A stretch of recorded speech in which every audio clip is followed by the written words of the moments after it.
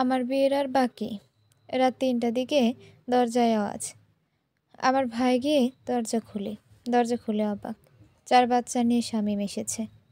আমি রুমে ঘুমাচ্ছি। হঠাৎ ফিল হলো আমার গায়ে কারা যেন উঠছে। ওমা, চোখ খুলে দেখি বাচ্চা ৪টা। আমি ঘুম থেকে উঠে কিছু বুঝতে পারলাম না। একটু পর সব বুঝলাম। আর ৪টাকে জড়িয়ে ধরলাম। টুইন ২টা আমাকে মারতে শুরু করলো। শামীম আমার মাকে বলল, আম্মা, আপনার যদি অনুমতি থাকে, আপনি যদি চান, তাহলে আমি মাটি আপাকে বিয়ে করতে চাই। আমার মা ভাই শুনে খুব খুশি হলো আর বিনা বাক্যতে রাজি হয়ে গেল। আমাকে জিজ্ঞেস করার পর আমি বললাম, শামীম ২ বছরের ছোট, কেমনি কি? তারপরেও আপনারা যা মনে করেন। আম্মা রাজি হয়ে গেল।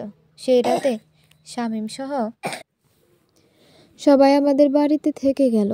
পরের দিন শাহেদদের বাসায় গিয়ে আমার মা ভাই তাদের বিষয়টা বোঝালো। তারা বুঝলেও শাহেদ বোঝে না। শাহেদ সরাসরি কথার মাঝখানে ঘর থেকে বের হয়ে আমাদের বাড়িতে আসে। আমি টুইনদের নিয়ে টিভি দেখছি, আর ছোটটা সহ বড়টা ঘুমাচ্ছে। শাহেদ এসে আমাকে জড়িয়ে ধরে বলতে লাগলো, মাটি, আমি তোমাকে খুব ভালোবাসি, প্লিজ আমাকে বিয়ে করো। এটা বলে সে আমার ঠোঁট তার দখলে নেয়। আমি কোনো রকমে ছাড়াতে পারছি না। আমার টুইনরা তার পায়ে কামড় দেয়। টুইনদের কান্নায় মেয়ে উঠে পড়ে। মেয়ে রান্নাঘর থেকে চামচ এনে মারতে শুরু করে। অনেক সময় পর আমাকে ছাড়লো। আমি শাহেদ ভাইকে চড় দিলাম আর মারার জন্য জুতা ওঠালাম আর বললাম, এক্ষুনি চলে যান। তারপর বাথরুমে গিয়ে আমি গোসল করে আসলাম। শামীমকে ফোন দিয়ে বললাম, আজ রাতে বিয়ে করতে পারবে আমায়? শামীম রাজি হয়ে গেল। অল্প সময়ের মধ্যে বিয়ের টুকিটাকি বাজার করলো। আমার জন্য শাড়ি, কসমেটিক্স সব কিনে আনলো। রাত 11টায় আমাদের বিয়ে হলো। কবুল বলার সময় এক ঝামেলা। টুইন ২টা আমার কোলে বসে আছে, নামছেই না। আমি কবুল বলার পর তারাও কবুল বলল। আমি সাইন করলাম, তারাও নাকি সাইন করবে। পরে তাদের এমনি একটা কাগজ দিল, সেটাতে সাইন দিল। তারপর শান্তি। গাড়িতে করে শামীমের বাড়িতে যাওয়ার জন্য রওনা দিলাম। ছেলে ৩টা বসলো আমার কোলে। বাড়িতে পৌঁছে দেখলাম আমার রুমটা ফুল দিয়ে সাজানো। আমি ওঠার আগে আমার ৪ ছেলে মেয়ে বিছানায় উঠে খাটে লাফাতে শুরু করলো। যা সাজানো হয়েছে সব নষ্ট। বাসর রাতের দিন ৪ ছেলে মেয়েকে মাঝখানে দিয়ে ২ জন ২ সাইডে ঘুমালাম। ঘুমাতে যাওয়ার সময় আরেক ঝামেলা। ২ টুইন ২ পাশে ঘুমিয়েছে আজকে। একজন বলে, আমার দিকে ফিরো, আরেকজন বলে ওর দিকে। এগুলো করতে করতে তারা ঘুমালো। পরে শামীম আমাকে চেইন সহ লেখা একটা রকেট উপহার দিল, আমাকে পরিয়ে দিল। তারপর আমরা ২ জনে নামাজ আদায় করে নিলাম। আমি ঘুমের ঘোরে শেষ। এসব বিয়ে শাদী বাসর রাতের কোনো ফিল নেই। বিছানায় শুয়েই ঘুম। এক ঘুমে সকাল ৯টায় উঠলাম। দেখলাম বাচ্চা সহ সবাই ঘুমে। উঠে নুডলস বানালাম। তারপর মহারাজগণ একজন উঠল আর এক বাহানা শুরু। আজ আর কাউকে স্কুলে পাঠালাম না। শামীম ৫ মাসের ছুটিতে এসেছে, আবার চলে যাবে। রাতের বেলা সবাই এক রুমে ঘুমায়, কিন্তু বাচ্চারা শামীমকে বের করে দেয়, কারণ শামীমের জন্য নাকি জায়গা হয় না। তারপরও শামীম থেকে যায়। সুখে যাচ্ছিল দিনগুলো। একদিন বৃষ্টি হচ্ছিল। রাত তখন ২টা। বাচ্চারা ঘুমে। আমি উঠে একটু চা খাচ্ছিলাম। শামীম কি মনে করে যেন আমাকে কোলে তুলে নেয়। বিবাহিত জীবনে এই প্রথম তার ছোঁয়া। শামীম আমাকে পাশে একটা রুমে নিয়ে গেল। তারপর খুব কাছে আসতে লাগলো।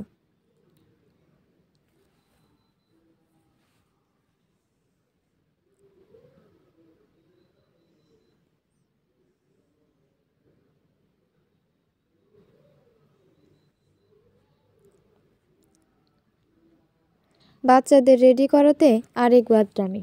একজন মোজা হারিয়ে ফেলেছে, আর বাকি এক জোড়া নিয়ে ২ জনের মারামারি। শেষে ওই এক জোড়া মোজা একটা একটা করে ২ জনের পায়ে পরিয়ে দিলাম। ব্যাপারটা এমন, ২ জনেরই বাম পায়ে মোজা আছে, ডান পায়ে নেই। তারপর বাচ্চাদের স্কুলের উদ্দেশ্যে রওনা দিলাম। রাস্তার মানুষজন হাসছিল অবশ্য। শামীমের ছুটি শেষ হওয়াতে শামীম চলে যায়। আমি আর আমার বাচ্চাদের নিয়ে আমার নিত্য রুটিনে মগ্ন হয়ে গেলাম। শামীম চলে যাওয়ার পর থেকে আমরা সবাই তাকে খুব মিস করছি, বাচ্চাগুলো। শামীমও কাজের ফাঁকে ফাঁকে সময় পেলে ভিডিও কল দেয়। টুইন দুইটার জন্য অডিও কল দিতেও পারে না, অহেতুক হলে ভিডিও কল দিয়ে রাখবে। আমার বড় মেয়েটা পড়ালেখা আল্লাহর রহমতে ভীষণ ভালো, কিন্তু টুইন দুইটা হারামজাদা। বছরে ওদের আমাকে 3বার বই কিনে দিতে হয়। ওরা না পড়ে বইয়ের ভেতর থেকে মানুষগুলো কেটে বের করবে। ওই যে পড়াটা ওরা পারবে না, কিংবা যে শব্দটা অনেক কঠিন সেটা বইয়ের মধ্যে কেটে দিবে, আর এমনভাবে কাটবে যে বোঝার সাধ্যই নেই এখানে কী শব্দ লেখা ছিল। আর তাদের সবচেয়ে কমন বিষয়, কেউ যদি কারো বইয়ে একটু দাগ দেয় তবে সে তার বইয়ে আরও বেশি দেবে। এমন করতে করতে দেখা যায় বইটাই ছিঁড়ে ফেলে। শেষে কি আর করার, নতুন বই কিনে দিতে হয়। ওরা ঘুমিয়ে গেলে ঘরটা একদম শান্ত থাকে, তখন একটু শান্তি লাগে। কিন্তু বেশি সময় ধরে ঘর চুপ হয়ে থাকলে শান্তি লাগে না। আজকাল স্কুলে যাওয়া আসার টাইমে আমি টুকিটাকি সবজি কিনি ঘরের জন্য। আমার টুইন দুইটা সবজিওয়ালারে বলবে, ভাই সবজির দাম কত? রাস্তায় যারেই দেখবে বলবে সবজির দাম কত। ওরা ঘুমালে শামীমের সাথে কথা বলতে পারি না তেমন, কারণ তখন আমার নিজেরই অনেক ঘুম পায়, তাই ঘুমিয়ে যাই। শামীম বিষয়টা নিয়ে কিছু না বললেও তার কথাবার্তায় বুঝতে পারি, কিন্তু সারাদিন অনেক ক্লান্ত থাকি। আর ছোট বাচ্চাটার কথা কি বলবো, তার দাঁত উঠেছে, তাই সে যাকে পাবে তাকেই কামড়াতে শুরু করবে। আজকাল শাহেদ ভাই আমার সাথে তেমন কথা বলে না, কিন্তু সে আমাকে বিভিন্ন জিনিস দেয়, আমি সেটা নেই না, আবার সেটা আমার সামনেই রাস্তায় ফেলে দেয়। ব্যাপারটা ভালো লাগে না আমার, কারণ আজকাল সমাজ অনেক খারাপ, কিছু হলেই তালকে তিল বানায়। আমার টুইনদের জুতা নাই, তাই তাদের জন্য মার্কেটে যাই জুতা কিনতে। সাথে দুইটারে নিয়ে যাই, মেয়ে আর ছোট বাচ্চাটাকে রহিমার কাছে রেখে যাই। মার্কেটে যাওয়ার পর একটা দোকানে ঢুকলাম, জুতা পছন্দ করছিলাম। সবাই আমার টুইনদের আদর করছিল, আর টুইন দুই বাদর বলছিল, আদর করবেন না, আমার বাবা বিদেশ থেকে এসে আমাদের আদর করবে। তখন নাসুদ তার বউ বাচ্চা নিয়ে দোকানটাতে আসলো। তার বউ আমাকে দেখে আপা বলে জড়িয়ে ধরল। আমার বাচ্চা দুইটা ওই বউরে বলে, ছাড়েন, আমার ময়নাকে ধরবেন না। টুইন দুইটা আমাকে ময়না ডাকে আদর করে, মাও ডাকে, আর আমিও ওদের ময়না ডাকি। নাসুদ আমাকে জিজ্ঞেস করে, কেমন আছো? আমি বলি, হ্যাঁ ভালো আছি।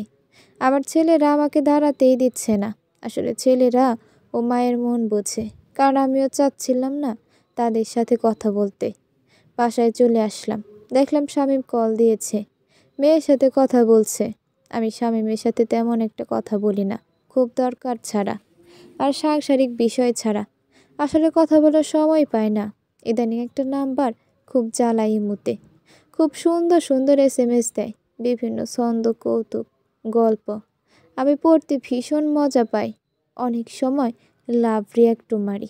ছেলেটার সাথে একটু সখ্যতা গড়ে ওঠে। 2 বা 4 দিন পর একটু করে ফোনে কথা বলতাম, তাও 5 মিনিটের বেশি না, কারণ 4টা বাচ্চা নিয়ে মাথায় চিরুনি করার সময় পায় না। আবার এসব ছেলেটা তো দারুণ দারুণ আবেগী SMS দেয় যে আমি না গেলে গলে থাকতে পারলাম না। তবে ছেলেটাকে ছোট ভাই বলতাম। ইদানিং শামীম আমার সাথে তেমন কথা বলে না। বুঝতে পেরেছি কোনো কারণে সে আমার উপরে রাগ করেছে, কিন্তু কেন সেটা আজও বুঝতে পারিনি। দিন ভালো যাচ্ছিল, দেখতে দেখতে 3টা বছর কেটে যায়। আমার বাচ্চাগুলো বড় হয়। ছোট বাচ্চাকে স্কুলে দেই, টুইনগুলো ক্লাস 5-এ, মেয়ে আমার হাই স্কুলে পড়ে। 3 বছর শামীম আমার সাথে কথা বলেনি। ভিডিও কল দিত, দিনে 3বার বাচ্চাদের দেখতো, আমাকে দেখতো, কিন্তু কথা বলতো না। এই 3 বছরের ছেলেটার সাথেও অনেক ভালো সখ্যতা হয়ে যায়। আমার বাচ্চারাও তার সাথে কথা বলতো। 3 বছর পর হঠাৎ এক দুপুরবেলা শামীম বাসায় এসে হাজির। আমি মাছ কাটছিলাম। শামীমকে দেখে বাচ্চারা চিৎকার চেঁচামেচি শুরু করে, বাবা বাবা বলে। আমি গিয়ে সালাম দিলাম, আমার সাথে একটু কথা বলল না। মেয়েকে বলল, তোমার মারে বলো ভাত দিতে। আমি বাসায় যা ছিলাম তা দিয়ে ভাত দিলাম। সে গোসল করতে গেল, আমার সাথে একটুও কথা বলছিল না। খাওয়া দাওয়ার পর বাচ্চাদের সাথে গল্প করছিলাম। আমি রান্না নিয়ে বিজি। রাতে খাওয়া দাওয়া সব শেষ করে যখন সবাই ঘুমাতে গেল, আমি শামীমের রুমে গিয়ে বললাম, কি হয়েছে? কেন রাগ করেছো তুমি আমার উপর? তার পা ধরে কান্না করে দিয়ে বললাম, কারণটা তো বলো। তখন সে কিছু বললও না। অনেক সময় পার হওয়ার পর বলল, পরপুরুষের সাথে কথা বলতে ভালো লাগে? আজ 3টা বছর তোর তামাশা দেখেছি। আমি অবাক হয়ে যাই। তখন সে বলে, তরিমুর কোড আমার কাছে আছে। আমি বললাম, আমি কিছু করিনি, তার SMS-গুলো শুধু পড়তাম। তখন বলে, পড়াচ্ছি SMS। সে আমাকে ধাক্কা দিয়ে বিছানায় ফেলে দেয়।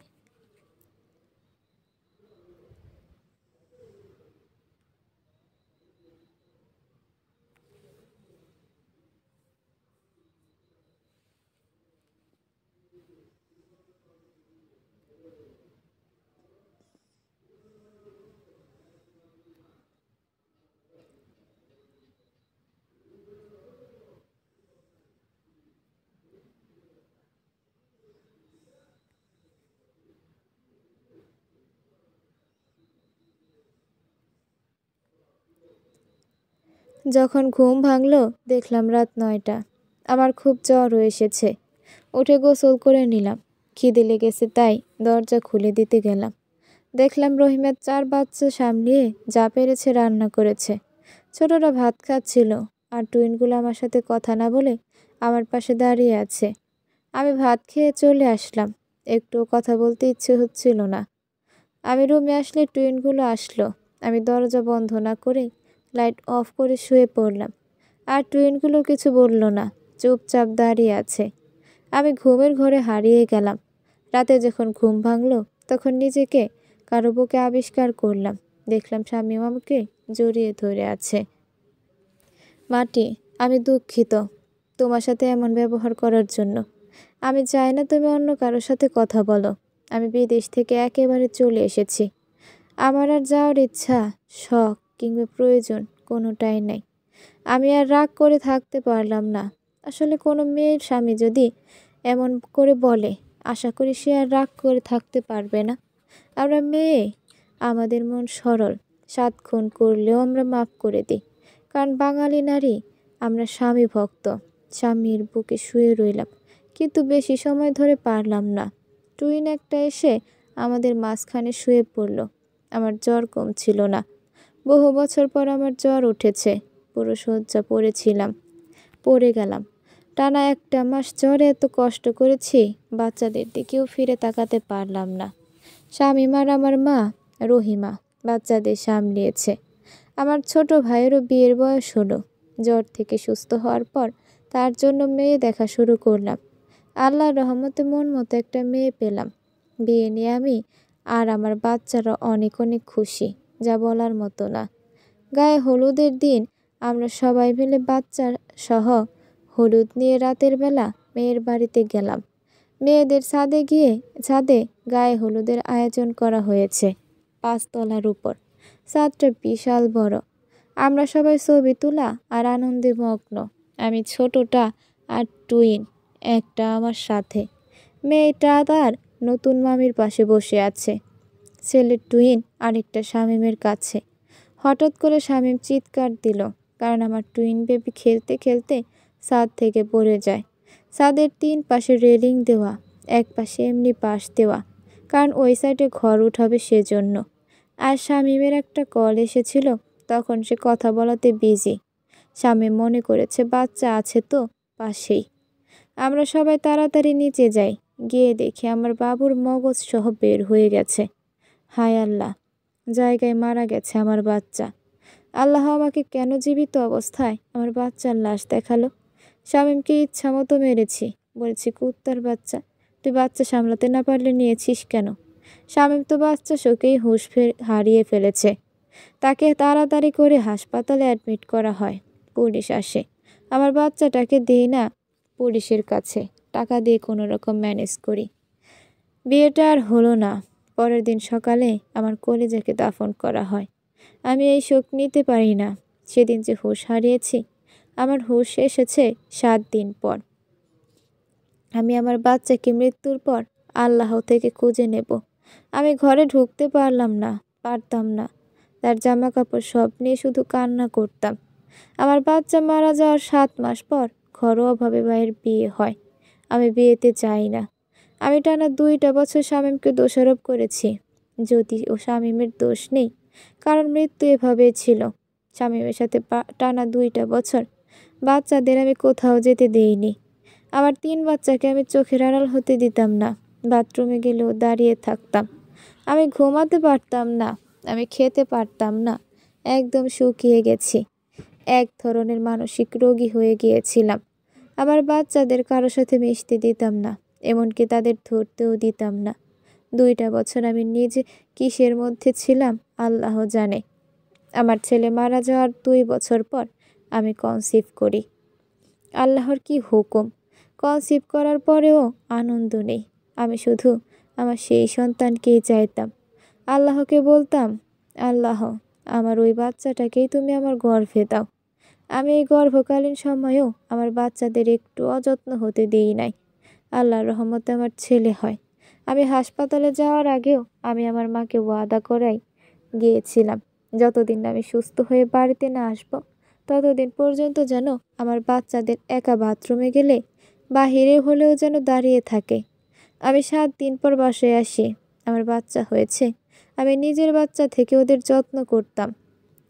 খাটে জায়গা হতো না, তখন আমি আরেকটা রুম থেকে আনিয়ে নিই আমার রুমে, কারণ বাচ্চাদেরও আমি একা রুমে রাখবো না। স্বামী বাচ্চাদের অনেক কেয়ার করে। আমার সন্তান হতে সবাই অনেক খুশি।